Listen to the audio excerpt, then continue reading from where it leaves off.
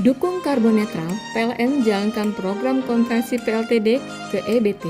PLN terus mendukung upaya pemerintah mengurangi emisi karbon dan mencapai bauran energi baru terbarukan sebesar 23% pada tahun 2025.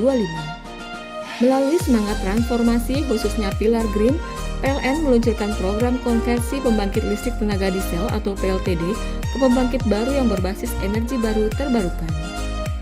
Sekitar 5.200 unit mesin PLTD milik PLN yang terpasang di wilayah Indonesia tersebar di 2.130 lokasi dengan potensi untuk dikonversi ke pembangkit berbasis EBT sebesar kurang lebih 2 gigawatt.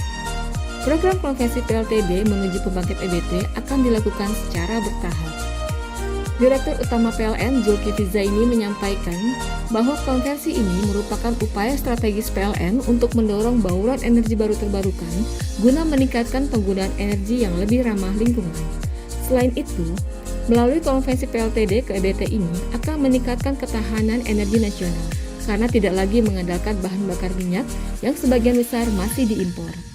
Hal ini sejalan dengan program pemerintah untuk membangun Indonesia sentris, maka listrik akan hadir merata sampai ke pelosok tanah air. Manfaat besar terutama di daerah terpencil setelah beralih ke EBT, selain ramah lingkungan, listrik tersedia 24 jam akan membuka peluang pembangunan ekonomi baru dalam skala lokal. Sejumlah potensi sumber daya alam yang menjadi komoditas andalan daerah dapat tumbuh karena ketersediaan listrik yang mencukupi untuk memenuhi kebutuhan masyarakat setempat.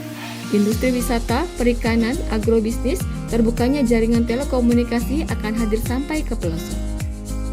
Pada tahap pertama, PLN akan melakukan konversi terhadap PLTD di 200 lokasi dengan kapasitas 225 MW. Konversi tahap awal ini dilakukan dengan memilih mesin PLTD yang telah berusia lebih dari 15 tahun dengan mempertimbangkan kajian studi yang telah dilakukan oleh PLN. Sementara pada tahap kedua dan ketiga, masing-masing 500 MW dan 1.300 MW. Melalui konversi PLTD, PLN berupaya mengeksplorasi sumber energi ramah lingkungan dan menggali potensi energi setempat, serta memperhitungkan potensi pengembangan dan konsumsi listrik di masa mendatang di wilayah tersebut. Metode pelaksanaannya menggunakan analisis geospasial, mulai dari pemetaan titik-titik sebaran PLTD existing, pemetaan potensi sumber energi terbarukan di wilayah tersebut yang dikombinasikan dengan potensi pertumbuhan ekonomi regional di titik yang telah diidentifikasi tersebut. Konversi dari pembangkit PLTD menjadi pembangkit EBT mempunyai beragam tantangan karena melibatkan pembangkit dalam jumlah yang sangat besar dan titik-titiknya berada di wilayah yang relatif paling sulit, yakni wilayah 3T.